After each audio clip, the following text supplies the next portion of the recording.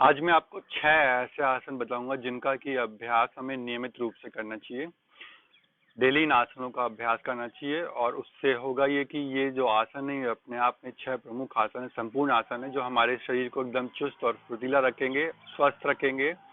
और इनके नियमित अभ्यास से आपको अपने आप कुछ समय बाद अपने शरीर में होने वाले बदलाव दिखेंगे। चलिए शुरू करते हैं। तो सबसे पहले आप आसन बिछाइए, एक साफ सुथरी जगह पे आसन बिछाइए, पेट आपका एकदम खाली होगा और अपने आसन पे वज्रासन पे बैठिए। वज्रासन जिसमें कि आप अपने दोनों पैरों को घुटनों के पास से मोड़ते हैं और अपने एड़ियों की गद्दी बना के उस पर बैठ जाते हैं। पीछे से भी एक बार देख लीजिए। आपके दोनों पैरों की उंगलियां, अंगूठे आपस में मिले हुए हैं, एड़ियां खुली हुई हैं, उनकी गद्दी बनी हुई है और आप उस पर आराम से बैठे रहेंगे। सांसें सामान्य कर लेंगे, कमर गर्दन एकदम सीधी रखेंगे, नॉर्मल ब्रीथिंग रखेंगे। 10 से 15 सेकंड इस पोजीशन पे बैठेंगे।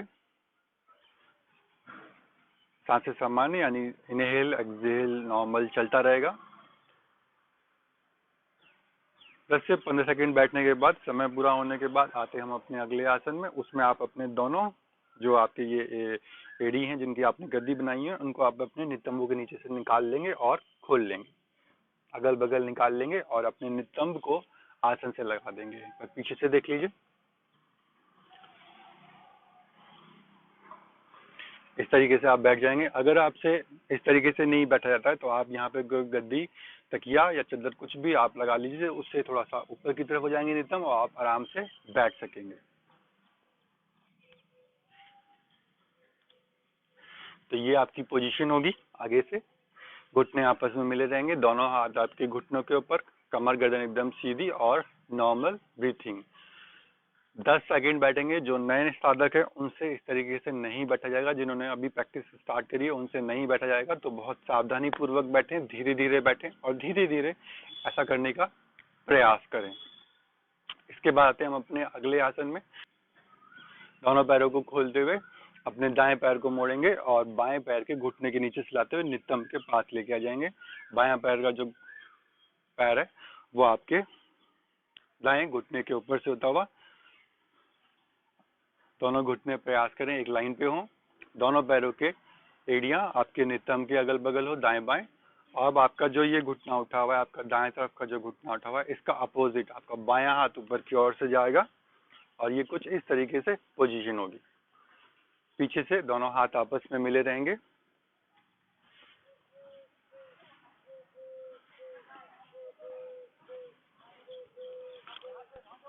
इस तरीके से पीछे से मिले रहेंगे। अगर आपसे पीछे से नहीं मिलते दोनों हाथ तो आप यहाँ पे कोई टॉवल या कोई हैंकी लेके, बैट लेके भी इस तरीके से कर सकते हैं और कुछ देर इसी पोजीशन पे होल्ड रखेंगे। बहुत ही अच्छा आसन है गोमुख आसन। 10 से 15 सेकंड इस पोजीशन पे बैठने के बाद आप वापस अपने दोनों पैरों को खोलेंगे और कुछ इस तरह से करेंगे, क्योंकि यहाँ पे आपका थोड़ा सा टाइट हो जाता है, स्टिफनेस हो जाती है जो नए लोग होते हैं उनके लिए। पर इस तरीके से करने के बाद उनको देखेंगे कि उनको आराम मिला है। अब आपको यही काम अपने अपोजिट लेग से करना है, यानी कि अपने दाएं तरफ से। तो दाएं पैर का जो घुटना है अब वो नीचे की तरफ से होगा। दाएं पैर की जो एड़ी है वो आपके नितंब के पास होगी बाएं तरफ। बायां पैर दाएं घुटने के ऊपर से होगा। अब आपका बायां पैर का घुटना ऊपर है तो आप अपने दाएं हाथ को ऊपर की ओर रखेंगे। कुछ देर होल्ड करेंगे इसी पोजीशन पे, कंफर्टेबली बैठेंगे, सांसें सामान्य कर लेंगे। समय पूरा होने के बाद वापस श्वास छोड़ते हुए दोनों पैर आपके आगे की ओर और वापस एक बार इस तरीके से करेंगे। आपको बहुत कंफर्टेबल लगेगा, आराम लगेगा। सांसें सामान्य कर लेंगे और उसके बाद आते हैं हम अपने चौथे आसन में। अपने आसन पे पीठ के बल लेट जाइए, दोनों हाथ आपके नितंब के अगल बगल, दोनों पैरों को घुटनों के पास से मोड़ेंगे और अब आपका जो नितंब वाला एरिया इसको ऊपर की ओर उठा लेंगे। दोनों पैरों के घुटने आपस में मिले रहेंगे। अब अगर आपसे उठाने में दिक्कत होती है अपनी कमर को तो आप अपने दोनों हाथों को भी यहाँ पे लगा सकते हैं और प्रयास करेंगे इसको अधिक से अधिक ऊपर की ओर उठाने का। अन्यथा सबसे जो बढ़िया है, बेस्ट है, वो यही है कि आप अपने हाथों को नीचे रखिए, सांसें सामान्य कीजिए, सांस लेते रहेंगे और छोड़ते रहेंगे। 10 से 15 सेकंड रुकने के बाद धीरे धीरे वापस श्वास निकालते हुए नीचे आएंगे। अब यहाँ पे ध्यान देने वाली बात है कि आप ऊपर हैं और झटके से नीचे नहीं पटकना है, आपको बहुत ही धीरे धीरे नीचे की ओर आना है, श्वास छोड़ते हुए।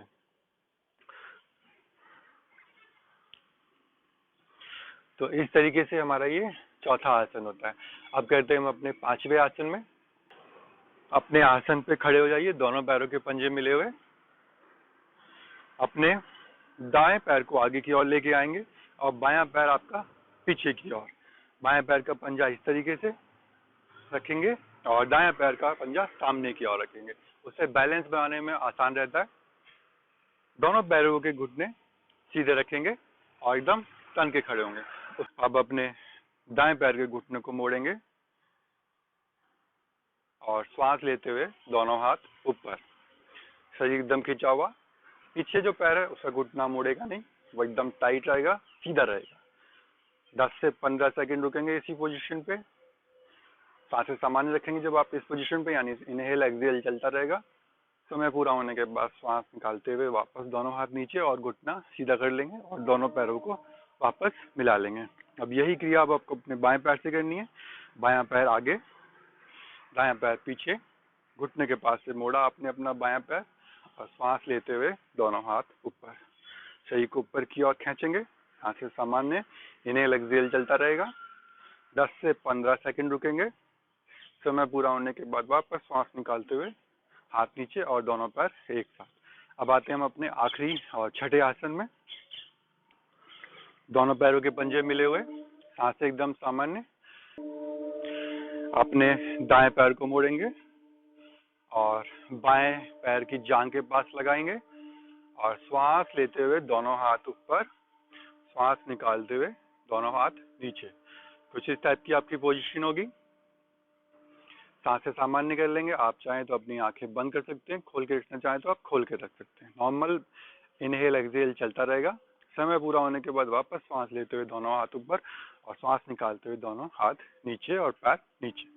यही क्रिया अब आपको अपने बाएं पैर से करनी है। वापस बाएं पैर को मोड़ना है,